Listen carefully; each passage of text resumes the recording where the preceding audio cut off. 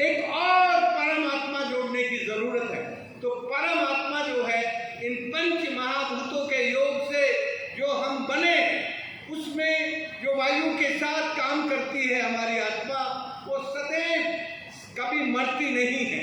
इसलिए जब हम ये जान गए कि ये वायु मरती नहीं है, ये सूरज मरता नहीं है, ये धरती मरती नहीं है, तो हमने उसको कहा कि ये सब चीजें सदैव नित्य नूतन निर्माण करती रहती है। ये जो सदैव नित्य नूतन निर्माण करने की प्रक्रिया है, इसको भारतीय शास्त्रों में कहा है चरे वेति आदि अनंतः। ये चलता रहता है, इसका आदि और अंत नहीं है। इसलिए यदि जलवायु परिवर्तन को समझना है तो आपको भारतीय ज्ञानतंत्र में जाकर अपने काल चक्र के बंटवारे में ढूंढना है कि हम जिस कलयुग में जी रहे हैं, उस कलयुग में हम क्या कर सकते हैं।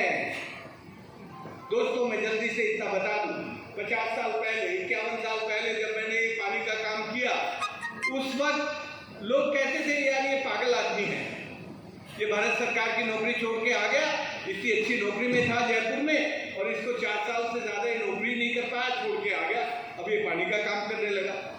दोस्तों, हमने जिस दिन से पानी का काम शुरू किया, वो हमने किसी यूनिवर्सिटी की पढ़ाई का काम नहीं किया।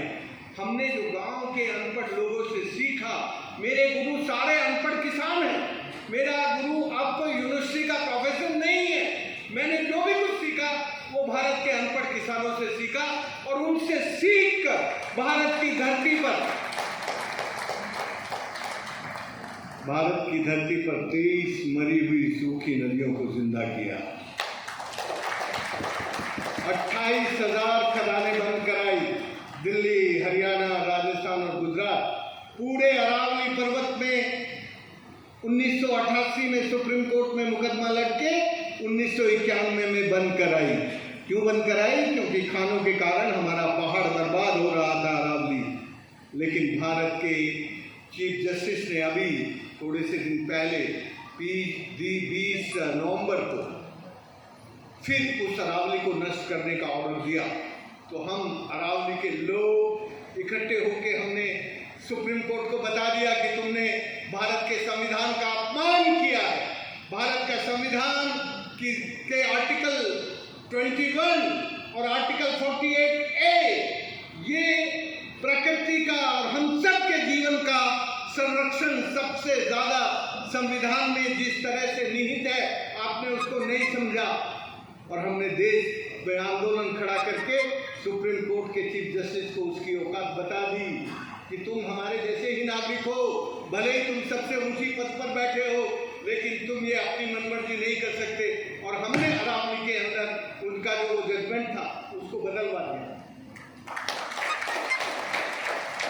तो दोस्तों, यदि प्रकृति का काम करना है तो एक तरफ प्यार बांटना पड़ेगा, जैसे हमारा रामपति बांट रहा है।